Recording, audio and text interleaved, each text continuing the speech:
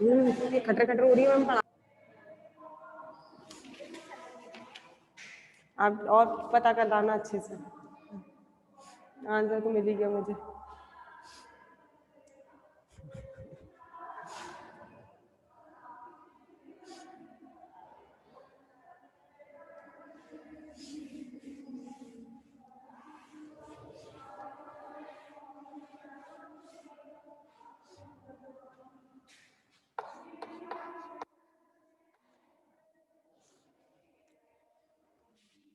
Last topic कहाँ छोड़ के गई थी क्लास का? Good morning. लास्ट टॉपिक कहाँ, कौन सा टॉपिक लास्ट करवा के गई थी क्लास के अंदर? बताओ, 4 दिन बाद क्लास लग रही है, मैं तो भूल गई क्या कराया था तुम लोगों को। लास्ट टॉपिक क्या छोड़ के गई थी क्लास के अंदर?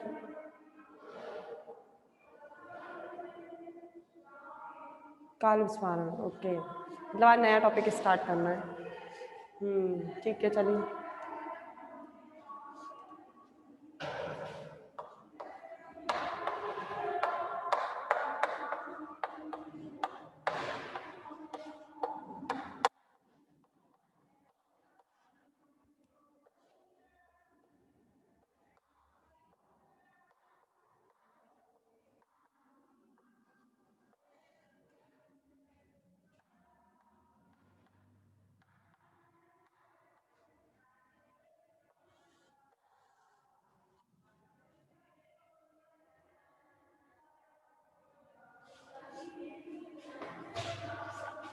चलिए,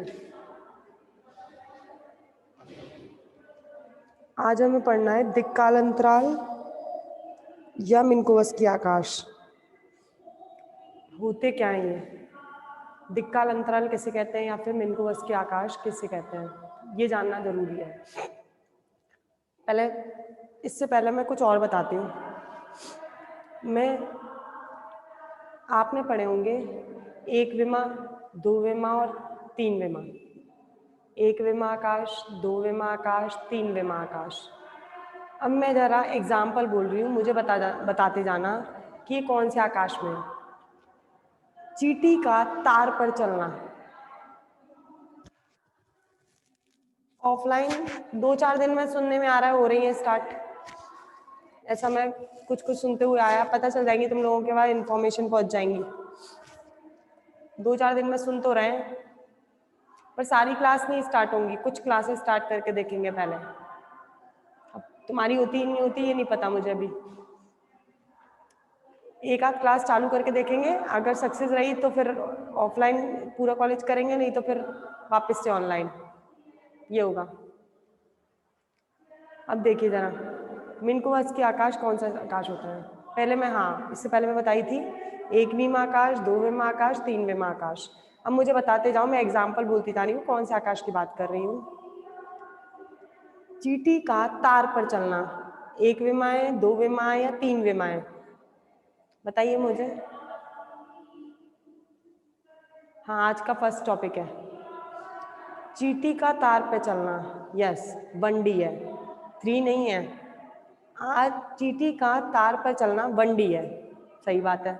दूसरा बताइए, चींटी का दीवार पर चलना। चींटी का दीवार पर चलना 1D है, 2D है, 3D है? 2D है, सही, बिल्कुल, गुड गुड। तीसरा, पक्षी का आकाश में उड़ना 1D, 2D, 3D? 3D। हाँ, आपने 3 आकाश पढ़े हैं, 1D आकाश, 2D और 3D। अब चौथा आकाश जो पढ़ा रही हूँ वो है मिन्कोवस्की आकाश। मिन्कोवस्की आकाश क्या होता है? जब 1D आकाश होगा तो आप किसी एक निर्देशांक की बात करोगे, जब 2D आकाश होगा तो आप 2 निर्देशांक की बात करोगे, जब 3D आकाश होगा तो आप 3 विमा की बात करोगे। चौथा, जब मिन्कोवस्की आकाश होगा तो आप 4 विमा की बात करोगे। 1D में 1 विमा की, 2D में 2 विमा की, 3D में 3 विमा की, और मिन्कोवस्की आकाश आते ही आप कितने विमा की बात करोगे? 4 विमा की। मतलब आपको 4 निर्देशांक की बात करनी है। 1D में 1 निर्देशांक, 2D में 2 निर्देशांक, 3D में 3 निर्देशांक, और मिन्कोवस्की आकाश में 4 निर्देशांक होते हैं। 1D है तो या तो x होगा या y होगा या z होगा। 2D है या तो xy होगा या yz होगा या xz होगा। 3D है तो xyz होगा। और 4D होते हैं जब मिनकोवस्की की आकाश आता है तो उसके अंदर कौन कौन से निर्देशांक बनते हैं, तब बनते हैं आपके x, y, z और आयोटा सी टी। 3 तो वही होते हैं और चौथा निर्देशांक मिनकोवस्की की आकाश के अंदर जो जुड़ता है वो होता है आपका iota C T. Iota C T आते ही ये चौथा निर्देशांक बन जाता है, जिसे बोला जाता है, ये किस आकाश की बात, ये किस आकाश में डिफाइन किया है, मिनकोवस्की की आकाश में। क्लियर हो गया। अब देखो, कोई आकाश है जिसके अंदर ये बिंदु रखा है और इस पी बिंदु है किसी आकाश में रखा है और मुझे ये नहीं पता ये कौन से आकाश में, 1D में, 2D में, 3D में, किसी आकाश में रखा है और इसके निर्देशांक है x, y, z, iota C T.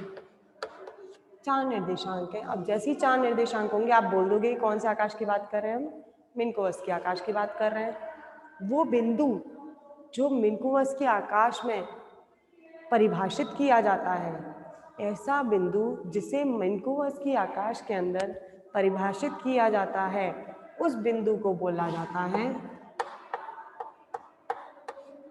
जगत बिंदु। इसके अंदर जगत बिंदु कौन सा है, बिंदु P। वो बिंदु जो मिनकोवस्की की आकाश के अंदर परिभाषित किया जाता है, उस बिंदु को बोला जाता है कौन सा बिंदु बोला जाता है, जगत बिंदु। मिनकोवस्की के आकाश कौन से होते हैं, जिसके अंदर 4 निर्देशांक होते हैं x, y, z, iota C T, और उस बिंदु के निर्देशांक जिसको मिनकोवस्की के आकाश में परिभाषित कर रहे हैं उस बिंदु को बोलते हैं जगत बिंदु। एक और चीज, इस बिंदु पर कोई कण बैठा है और वो मिनकोवस्की की आकाश में घूम रहा है, कैसे भी कैसे चलता जा रहा है। इस बिंदु पर कोई कण है, वो मिनकोवस्की की आकाश में पथ चलता जा रहा है। पथ से जितना पथ वो कवर करेगा, जितना रास्ता वो चलेगा, उसे बोलेंगे उस बिंदु का जगत पथ। उस कण का बोलेंगे जगत पथ। कोई कण मिनकोवस्की के आकाश में जितना पथ कवर करता है, जितना चलता है मिनकोवस्की के आकाश के अंदर, उस पथ को बोला जाता है जगत पथ। और मिनकोवस्की के आकाश के अंदर उस बिंदु को बोला जाता है जिसके निर्देशांक x, y, z, iota C T होते हैं, उसे बोला जाता है जगत बिंदु। क्लियर है इतना। अब इसके आगे, ये तो मैंने बात करी अभी मिनकोवस्की के आकाश की, अब बात कर रही हूँ मैं दिक्काल अंतराल की। अब देखो दिक्काल अंतराल क्या होता है। लिखवाने की जरूरत नहीं है, नोट्स जो है उसके अंदर ये टॉपिक है, दिक्काल अंतराल, मिनकोवस्की आकाश, दिक्काल आकाश भी बोलते हैं इसे। ठीक है, वहां से आप लोग पढ़ लेना, मैं केवल समझा रही हूँ ब्लैक बोर्ड पर। देखो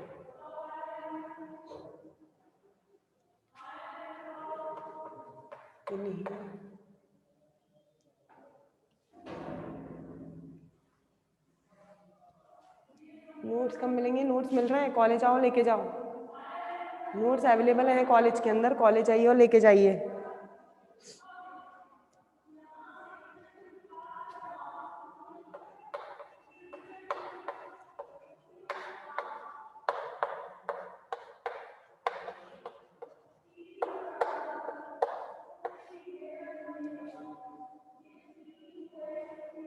किन्हीं दो बिंदुओं के मध्य अंतराल को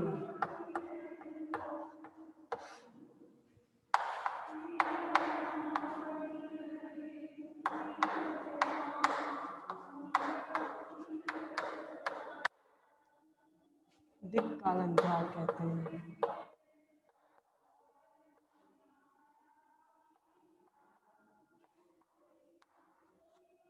दिक्काल अंतराल होता क्या है, दो बिंदु लिए आकाश के अंदर, एक के निर्देशांक है x1, y1, z1, iota C T 1। Iota पे तो 1 लगेगा नहीं ना, सी पे लगेगा, प्रकाश का वेग भी कांस्टेंट होता है, आयोटा तो है ही कांस्टेंट। दूसरा बिंदु लिया जिसके निर्देशांक हैं x2 y2 z2 iota ct2। अब इन दोनों के मध्य जो अंतराल निकलेगा, इन दोनों, एक p मान लिया एक q मान लिया, p और q के मध्य जो अंतराल होगा उससे बोला जाएगा दिक्काल अंतराल। माना एक बिंदु के निर्देशांक है x1 y1 z1 iota ct1, दूसरे बिंदु के निर्देशांक है x2 y2 z2 iota ct2। अब इन दोनों के बीच में मुझे दिक्काल अंतराल निकालना है। दिक्काल अंतराल किससे प्रदर्शित करते हैं? दिक्काल अंतराल को प्रदर्शित किया जाता है डेल्टा एस से। दिक्काल अंतराल जो प्रदर्शित होता है वो प्रदर्शित होता है डेल्टा एस से। मुझे इन दोनों के बिंदुओं के बीच में दिक्काल अंतराल निकालना है, तो डेल्टा एस बराबर, कैसे निकालोगे दिक्काल अंतराल? आपने दूरी निकालने का एक फॉर्मूला पढ़ा हुआ है, सूत्र 11th-12th में पढ़ा हुआ है 3D ज्योमेट्री के अंदर। दो बिंदुओं के बीच की मध्य दूरी ज्ञात करने के लिए क्या फॉर्मूला लगाते हैं? √x2 - x1 का होल स्क्वायर, y2 - y1 का होल स्क्वायर, z2 - z1 का होल स्क्वायर। याद है? मुझे बताओ, दो बिंदुओं के बीच के मध्य दूरी निकालने का सूत्र याद है? 10th में भी है 12th में भी है, दोनों में है ये। याद है नहीं याद है? याद है। वही फॉर्मूला मैं लगाने जा रही हूँ। हाँ गुड, अच्छी बात है, याद है आप लोगों को। अब मैं क्या कर रही हूँ, यही दिक्काल अंतराल का दो बिंदुओं के मध्य सूत्र लगा रही हूँ। क्या होता है?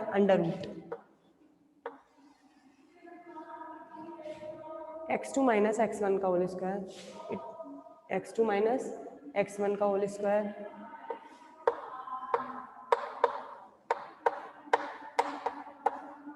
y2 - y1 का होल स्क्वायर, z2 - z1। इसमें चौथा कोऑर्डिनेट और है एक और।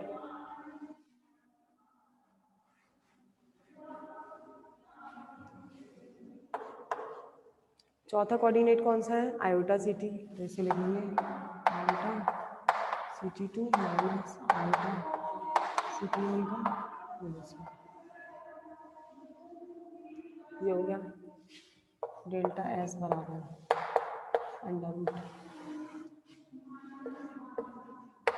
x2 - x1 का whole square,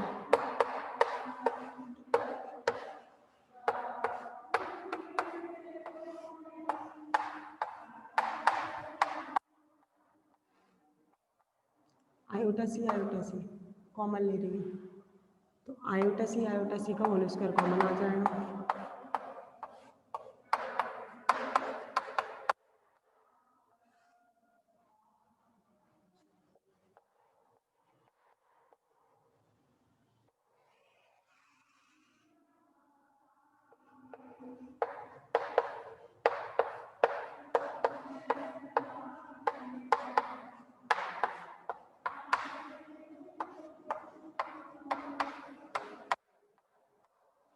iota square minus C square,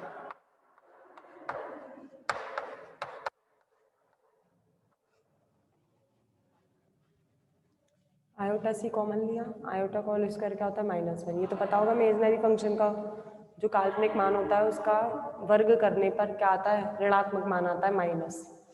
ठीक है, अब देखो यहाँ नीचे बिंदु आ ही जाएगा शायद बच्चे।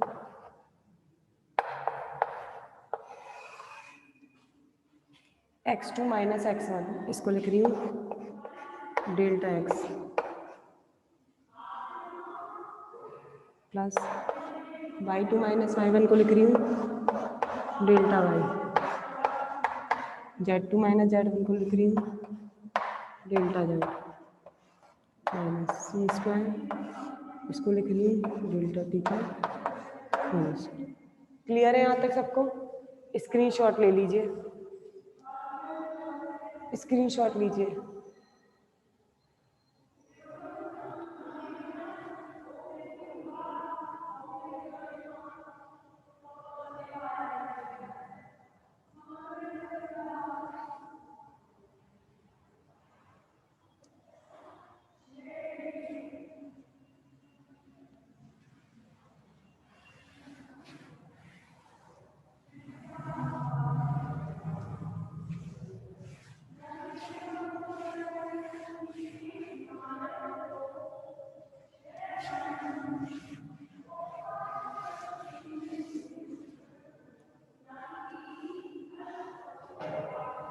आगे देखिए,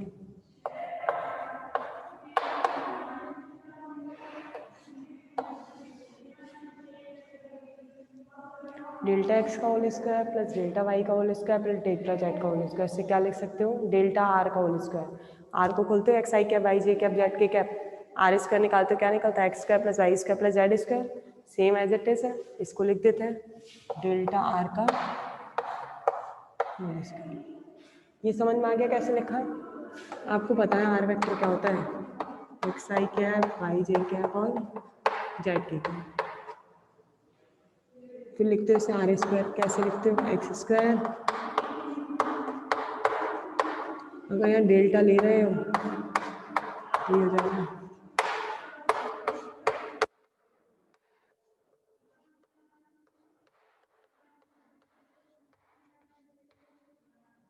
यही होता है, ऐसे ही लिखते हैं डेल्टा आर को होल स्क्वायर को। तो इसको क्या लिख दिया मैंने, डेल्टा आर का whole square minus C square delta T का होल स्क्वायर, क्लियर। और डेल्टा एस का होल स्क्वायर इक्वल टू कितना आ गया,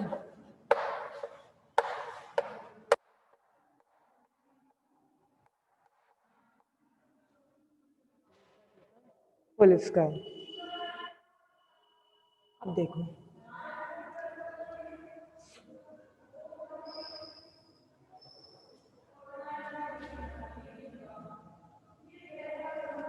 इसको मैं डेल्टा एस का होल स्क्वायर इक्वल्स को माइनस कॉमन ले रही हूँ, माइनस लिख के लेके लिख रही हूँ सी स्क्वायर डेल्टा टी का whole square minus delta R का होल स्क्वायर, ऐसे लिख रही हूँ। या फिर एक काम कर सकते हैं, यहाँ पर माइनस नहीं करना तो इधर चेंज करते हैं, चलो ऐसे ही लिख सकते हैं। ये क्या कर रहे हैं, ये माइनस से माइनस कॉमन ले लिया, कॉमन लेके माइनस इसके पास चला गया। या तो ऐसे लिख लीजिए या ऐसे ही लिख के रहने दीजिए डायरेक्ट, कोई बात नहीं, यहीं तक छोड़िए। इसको डाल देना इक्वेशन नंबर फर्स्ट। अब देखो ये निकला है हमारा दिक् काल अंतराल, इसे बोला जाता है दिक् काल अंतराल, जिसकी वैल्यू कितनी है, डेल्टा आर का whole square minus C square delta T का होल स्क्वायर। ओके, अब दिक् काल अंतराल को 3 भागों में विभाजित किया जाता है, कौन कौन से देखते हैं।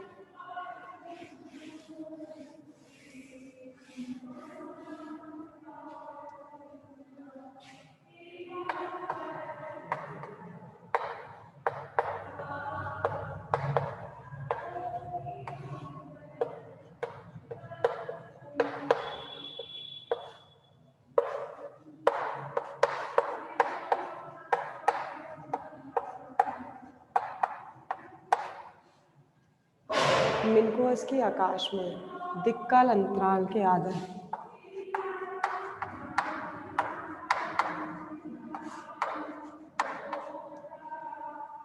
दिक् काल अंतराल के आधार पर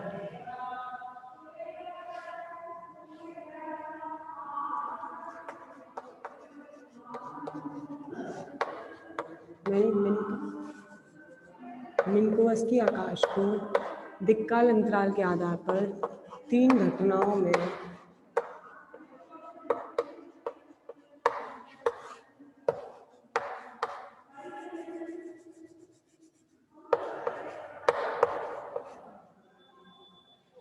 विभाजित किया जाता है।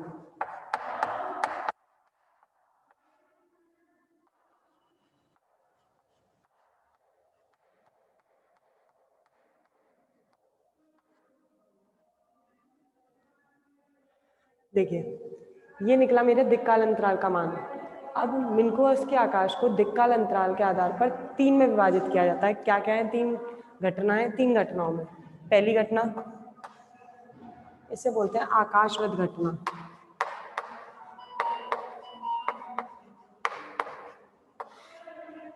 पहली घटना होती है आकाशवत घटनाएं।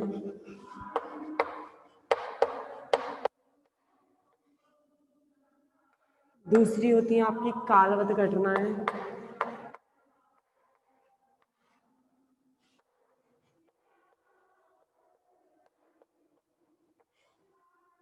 तीसरी होती है आपकी प्रकाशवत घटनाएं।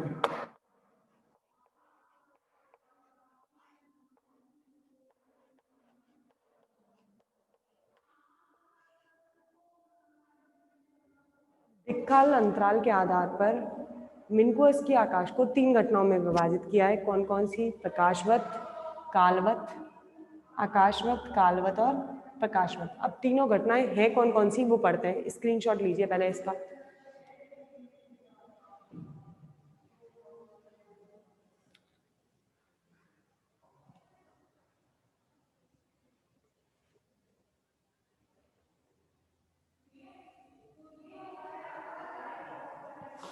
देखिए रफ कर रही हूँ।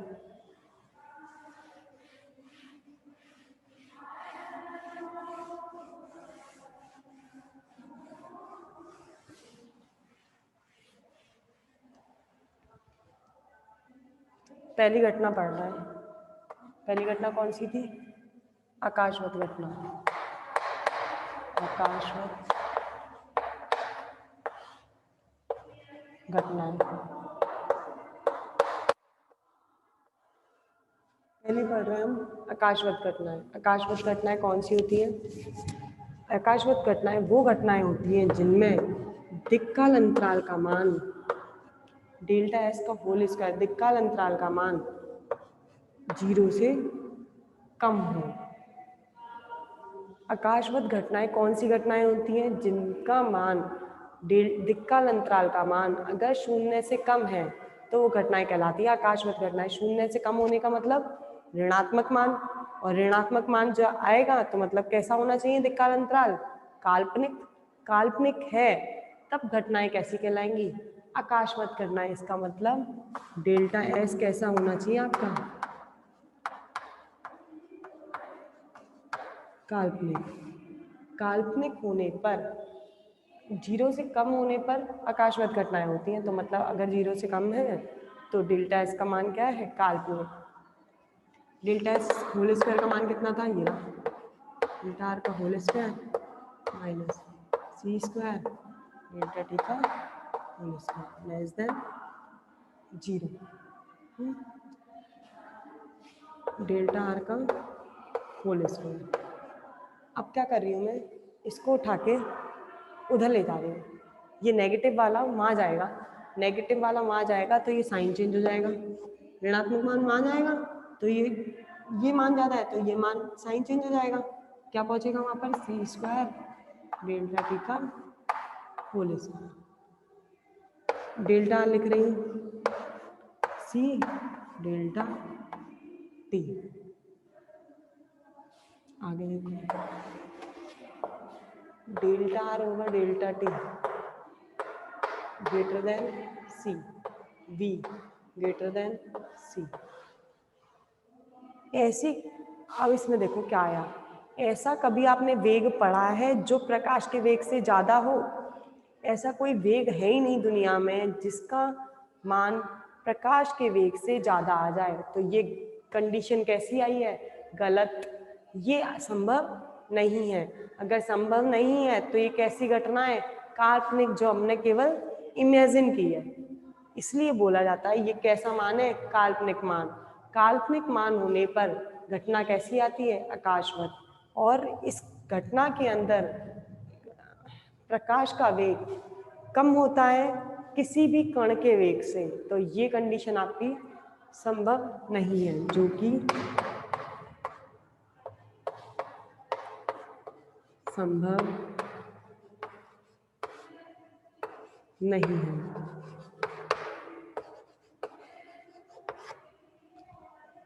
जो कि संभव नहीं है कि प्रकाश का वेग किसी भी कण के वेग से कम हो।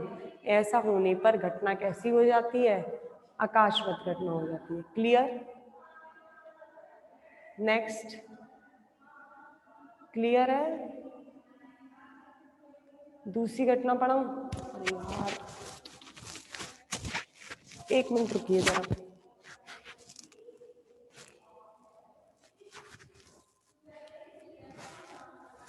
स्क्रीनशॉट ले लीजिए इसका।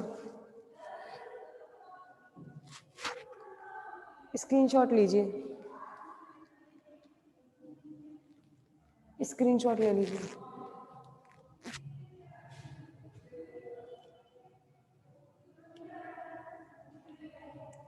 चलिए दूसरी घटना। कोई प्रॉब्लम हो तो पूछ लो। नहीं तो नेक्स्ट आगे चलती हूँ मैं।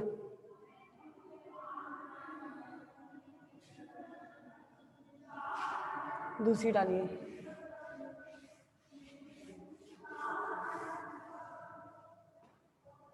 दूसरी घटना कौन सी पढ़ी हमने?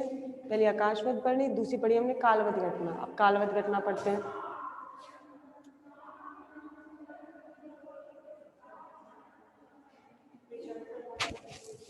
अभी रुक जाओ, और 33 पे कर लेंगे, और थोड़ी देर रुक जाते हैं, 33 पे कर लेंगे, 30 ही हो रहा है। ठीक है, मैं खुद ही कर दूंगी रीजन, क्योंकि 40 मिनट तक ही रहती है ना वीडियो, तब तक कर लेंगे।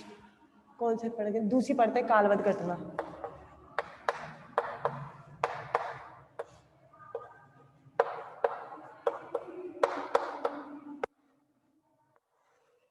कालवत घटना कौन सी होती है? कालवत घटना वो होती है जिसमें दिक् काल अंतराल का मान 0 से ज़्यादा होता है। अगर ऐसा है 0 से जा रहा है तो मान कैसे हैं? धनात्मक। धनात्मक है तो डेल्टा एस का मान कैसा आएगा? अब काल्पनिक नहीं आएगा। अब कैसा मान आने वाला है इसका?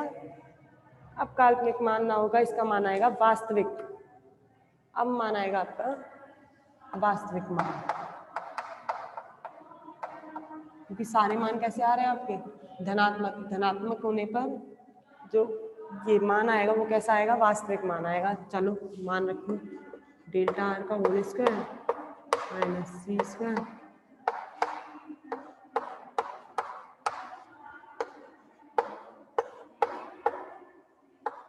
ये इधर जाएगा साइन चेंज।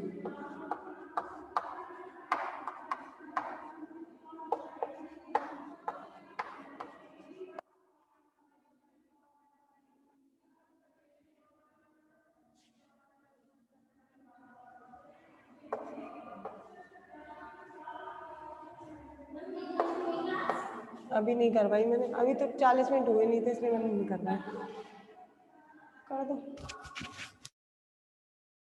रीजॉइन कर लो।